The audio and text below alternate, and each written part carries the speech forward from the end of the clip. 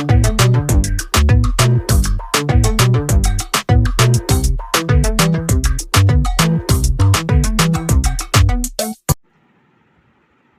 Morning student.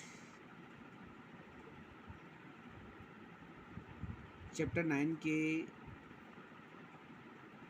लघु उत्तरीय प्रश्नों के साथ आज हम उपस्थित हैं। पहला प्रश्न, एक गोलीय दर्पण की त्रिज्या 30 सेंटीमीटर है, उसकी फोकस दूरी बताइए। तो इसको हम सॉल्व करेंगे। एक गोलीय दर्पण की त्रिज्या 30 सेंटीमीटर दे रखी है। आर बराबर 30 सेंटीमीटर। हमने फोकस दूरी याद करनी है, एफ बराबर हाउ मच। तो सूत्र होता है एफ बराबर R/2 कर देंगे मान 30/2 बराबर 15 सेंटीमीटर। अगला क्वेश्चन है, समतल दर्पण की फोकस दूरी कितनी होती है। तो इसका आंसर है, समतल दर्पण की फोकस दूरी अनंत होती है, अनंत होती है।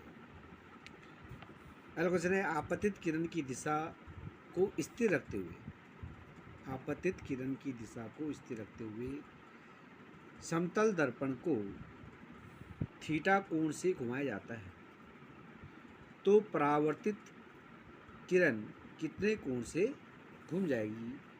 तो परावर्तित किरण दुगने कोण से घूम जाएगी, यानी कि 2 थीटा कोण से घूम जाएगी। एक समतल दर्पण में 1.5 मीटर ऊंचा व्यक्ति अपना पूरा प्रतिबिंब देखना चाहता है। समतल दर्पण की ऊंचाई कितनी होगी। तो देखिए, व्यक्ति की जो ऊंचाई है 1.5 मीटर ऊंचा व्यक्ति है ये, तो उसको अपना पूरा प्रतिबिंब देखने के लिए दर्पण की जो ऊंचाई है वो आधा होनी चाहिए, व्यक्ति के आधा। अर्थात यहाँ पे क्या आ जाएगा,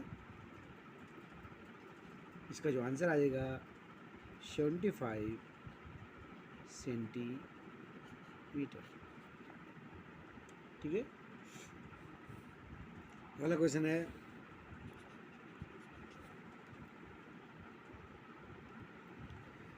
एक प्रकाश किरण किसी दर्पण पर अभिलंबवत आपतित होती है।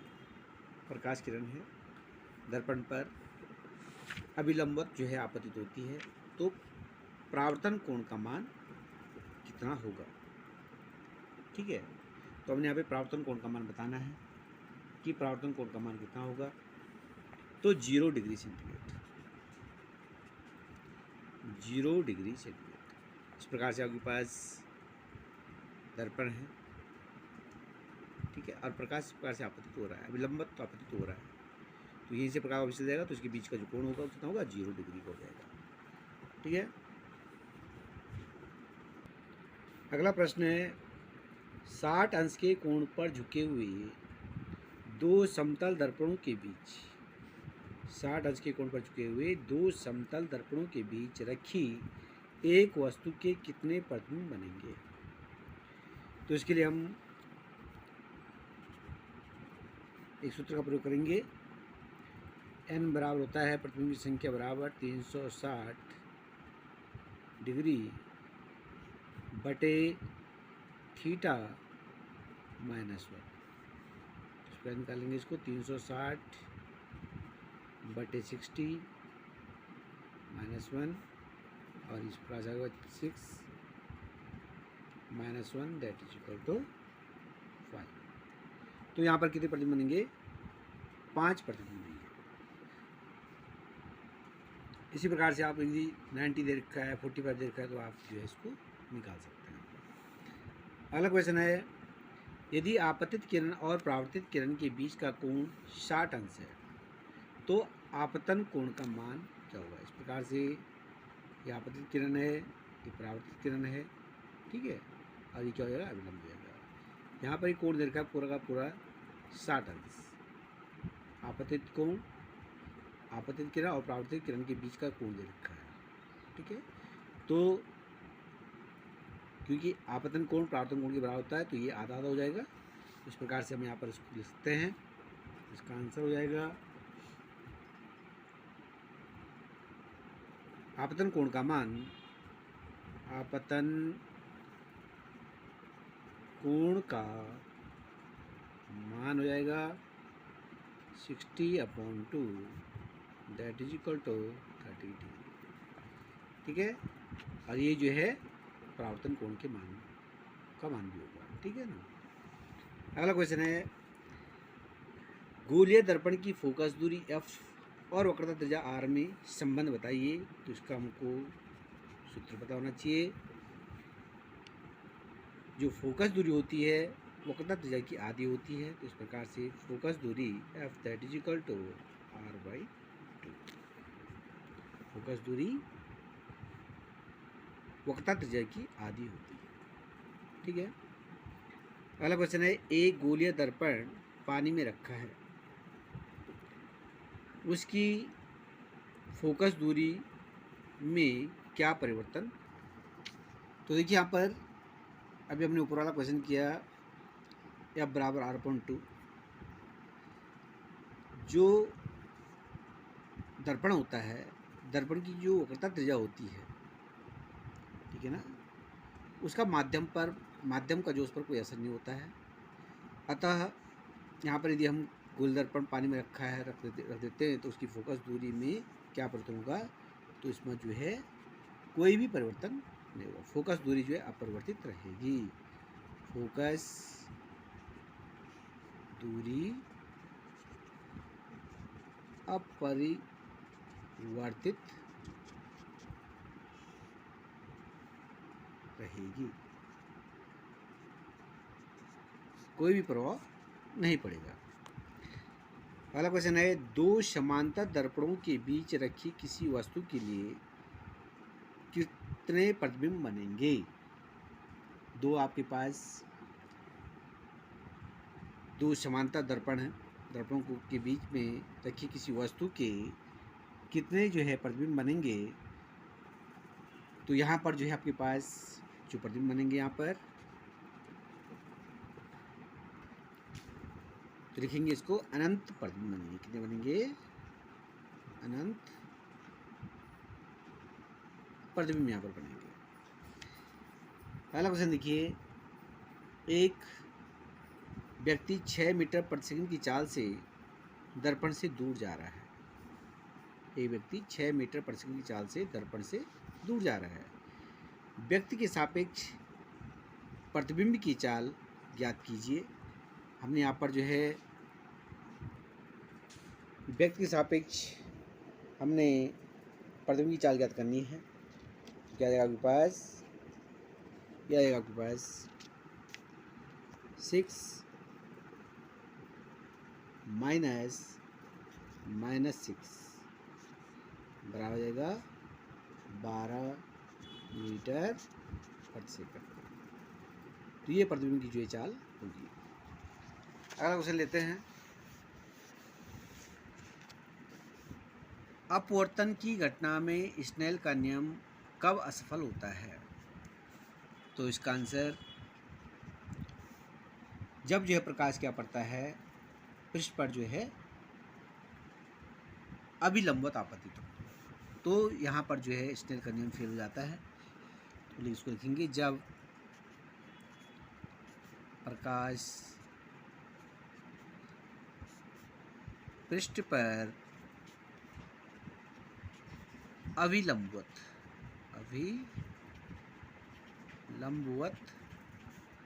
आपतित हो, ठीक है। अगला क्वेश्चन है, जब प्रकाश एक माध्यम से दूसरे माध्यम में प्रवेश करता है तो निम्न में से क्या नियत नहीं रहता। इसमें बताना है नियत कौन सी चीज़ जो नहीं रहती है। तो यहाँ पर जो वेग दे रखा है, तरंग दैर्घ्य दे रखा है, आवृत्ति दे रखा है और तीव्रता दे रखा है। तो इसका आंसर हो गया है देखो जब प्रकाश जो है एक माध्यम से दूसरे माध्यम में जाता है तो आवृत्ति क्या रहती है, नियत रहती है। बाकी जितनी भी चीज़ें हैं वो नियत नहीं रहती है। तो आप लिख लेंगे वेग, तरंग दैर्घ्य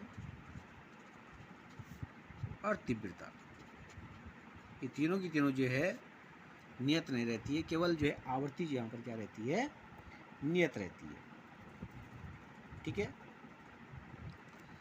अगला क्वेश्चन है, क्या निर्वात में भिन्न भिन्न रंगों के प्रकाश की चाल भिन्न भिन्न होती है?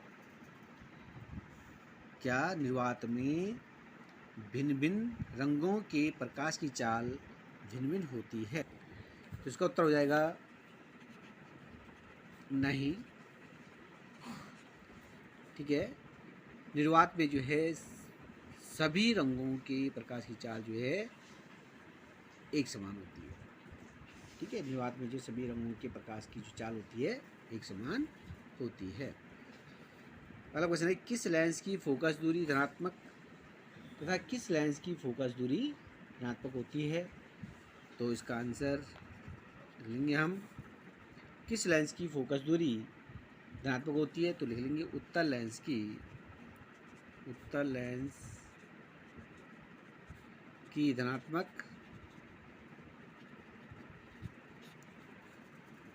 और अवतल लेंस की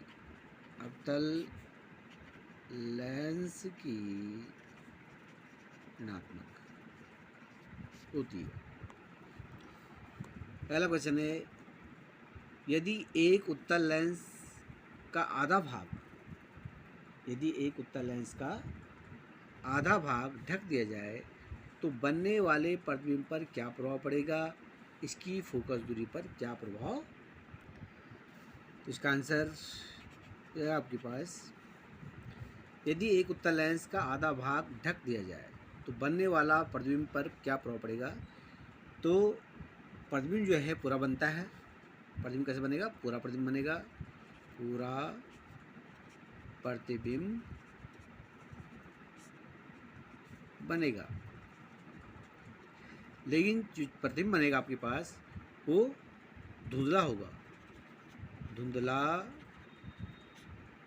धुंधला होगा। ठीक है। पूरा प्रतिबिंब बनेगा लेकिन प्रतिबिंब कैसा होगा? धुंधला होगा। इसकी फोकस दूरी पर क्या प्रभाव पड़ेगा? फोकस दूरी पर कोई प्रभाव नहीं पड़ेगा, यानी कि अपरिवर्तित रहेगी। अपरिवर्तित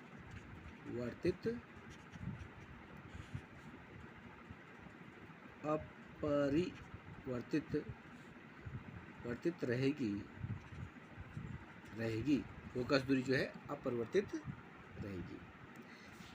अगला क्वेश्चन है, जब किसी लेंस को ऐसे पारदर्शी दर में डुबो दिया जाए जिसका अपवर्तनांक लेंस के पदार्थ के अपवर्तनांक के बराबर होता है तो क्या होगा? तो यहाँ पर जब हम क्या करेंगे, इसको किसी पारदर्शी दर में डुबोएंगे तो लेंस के पदार्थ के अपवर्तनांक के बराबर हो तो क्या होगा? इसकी फोकस दूरी अनंत हो जाएगी। लेंस की फोकस दूरी क्या हो जाएगी? अनंत हो जाएगी। फोकस दूरी अनंत हो जाएगी। और फोकस दूरी अनंत किसकी होती है? एक समतल प्लेट की फोकस दूरी जो क्या होती है? अनंत होती है। ये समतल प्लेट की भांति व्यवहार करेगा। समतल प्लेट के भांति व्यवहार करेगा। ओके। अगला है, किसी लेंस की दोनों फोकस दूरियां कब समान होती हैं? इसका आंसर है, जब दोनों ओर का माध्यम समान हो। दोनों ओर का माध्यम समान हो। अगला क्वेश्चन है, किसी लेंस की फोकस दूरी किस रंग के लिए सर्वाधिक और किस रंग के लिए जो है न्यूनतम होती है। इसका आंसर लिखेंगे लाल रंग के लिए सर्वाधिक, लाल रंग के लिए सर्वाधिक तथा बैंगनी रंग के लिए, बैंगनी रंग के लिए न्यूनतम। ठीक है। अगला क्वेश्चन है, समतल कांच की जो कोई प्लेट है उसकी फोकस दूरी तथा क्षमता कितनी होती है? तो समतल, इसका आंसर लिख देंगे फोकस दूरी अनंत, फोकस दूरी अनंत तथा क्षमता शून्य होती है। अगला क्वेश्चन है, कांच के एक लेंस को जल में डुबाया जाता है तो इसकी क्षमता बढ़ेगी या घटेगी? इसका आंसर लेंगे हम, जब किसी जो है लेंस को जल में डुबाया जाता है तो उसकी जो फोकस दूरी क्या हो जाती है? बढ़ जाती है। ठीक है, तो फोकस दूरी बढ़ेगी, फोकस दूरी बढ़ेगी, और जब फोकस दूरी बढ़ती है तो उसकी क्षमता क्या हो जाएगी? घटेगी, क्षमता घटेगी।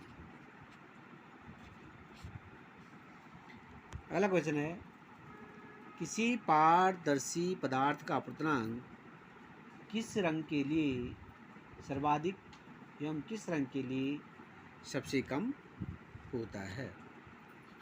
ठीक है, तो इसका आंसर, किसी पारदर्शी पदार्थ का अपवर्तनांक, किसी पारदर्शी पदार्थ का अपवर्तनांक, किसी पारदर्शी पदार्थ का अपवर्तनांक किस रंग के लिए सर्वाधिक और किस रंग के लिए जो है सबसे कम होता है? तो इसका आंसर लिखेंगे हम, बैंगनी रंग के लिए सर्वाधिक, बैंगनी रंग के लिए सर्वाधिक। ठीक है, और लाल रंग के लिए क्या होता है? सबसे कम, और लाल रंग के लिए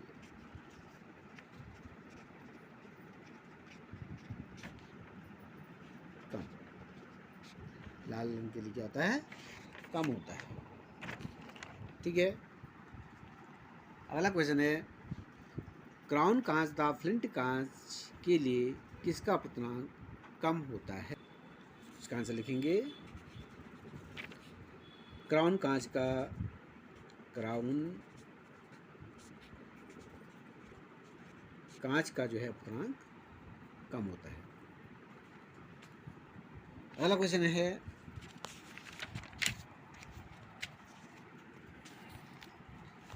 क्या अकेला लेंस वर्ण विवर्तन का दोष दूर कर सकता है? क्या अकेला लेंस वर्ण विवर्तन का दोष दूर कर सकता है? इसका आंसर हो जाएगा नहीं। अगला क्वेश्चन है, पतले प्रिज्म से अपवर्तन होने पर अल्पतम विचलन कोण के लिए व्यंजक लिखिए। तो इसका आंसर है आपके पास delta M that is equal to n-1 into ए।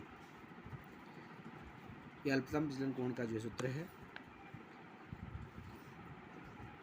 अगला क्वेश्चन है, चंद्रमा से देखे जाने पर आकाश कैसा दिखाई देता है?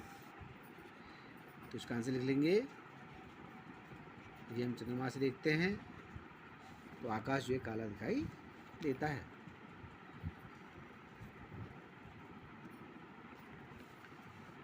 अगला क्वेश्चन है, एक प्रिज्म को जल में डुबोया जाता है, एक प्रिज्म को जल में डुबोया जाता है, अल्पतम विचलन कोण पर क्या प्रभाव पड़ेगा?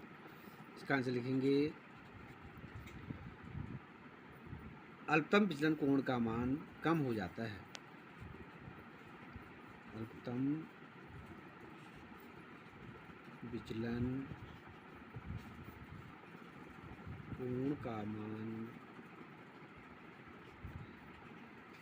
कम हो जाता है।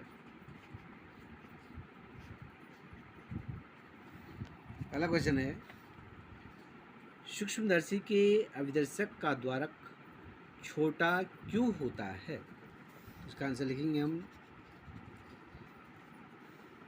तीव्रता को बढ़ाने के लिए।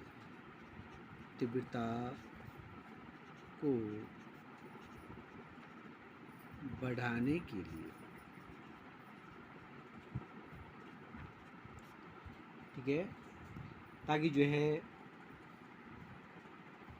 वस्तु से आने वाला प्रकाश कम क्षेत्रफल में फैले और प्रतिबिंब जो है स्पष्ट और चमकीला दिखाई दे।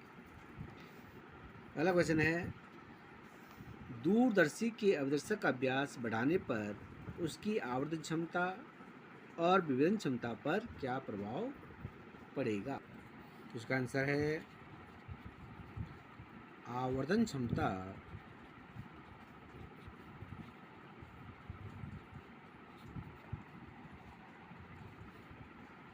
अपरिवर्तित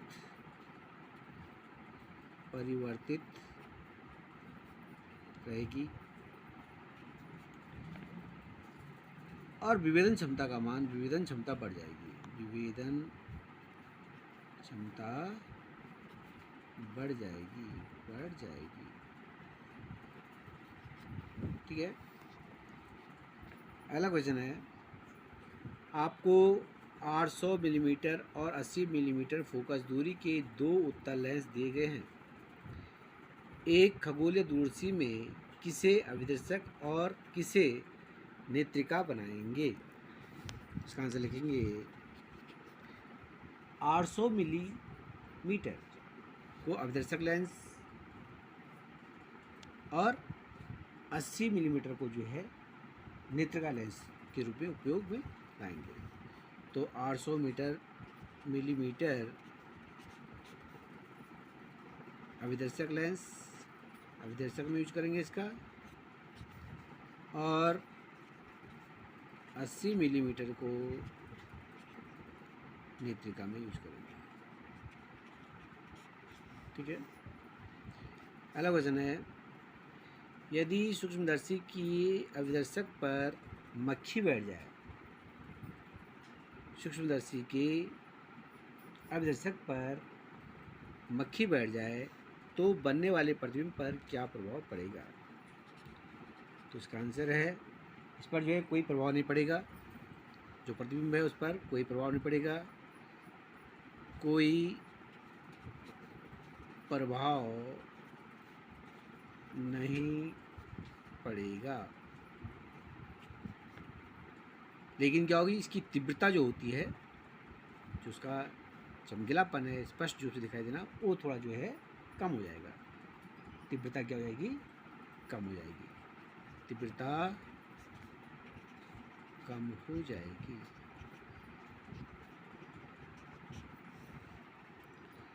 अगला क्वेश्चन है, वर्षा के बाद इंद्रधनुष दिखाई देते हैं, क्यों? तो देखिए यहाँ पे वर्षा के बाद इंद्रधनुष दिखाई देता है क्योंकि वर्षा के बाद भी वायुमंडल में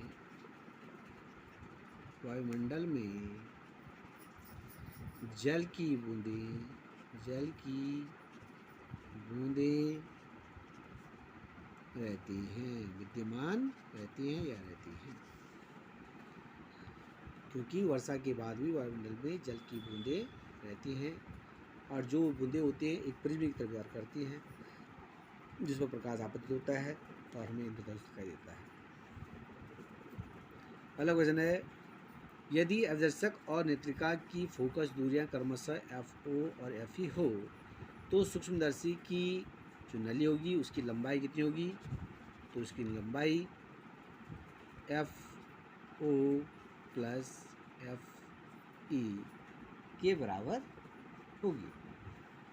अगला क्वेश्चन है, यदि नेत्रिका की फोकस दूरी को बढ़ा दिया जाए तो दूरदर्शी और सूक्ष्मदर्शी की आवर्धन क्षमता पर क्या प्रभाव पड़ेगा। इसका आंसर है आवर्धन क्षमता कम हो जाएगी। आवर्धन क्षमता कम हो जाएगी। तो इस प्रकार से आपके पास चैप्टर 9 है, इसके जो अतुलगी उत्तरीय प्रश्न हैं वो हमने यहाँ पे सॉल्व किए हैं। उनको आप भी ध्यान से याद कीजिए, क्योंकि परीक्षा में जो है आने वाले प्रश्न हैं। तो पढ़ते रहिए, समझते रहिए और चैनल को जो है सब्सक्राइब कीजिए, शेयर कीजिए, जिससे कि अन्य बच्चे हैं वो भी इसका फ़ायदा उठा सकें। धन्यवाद।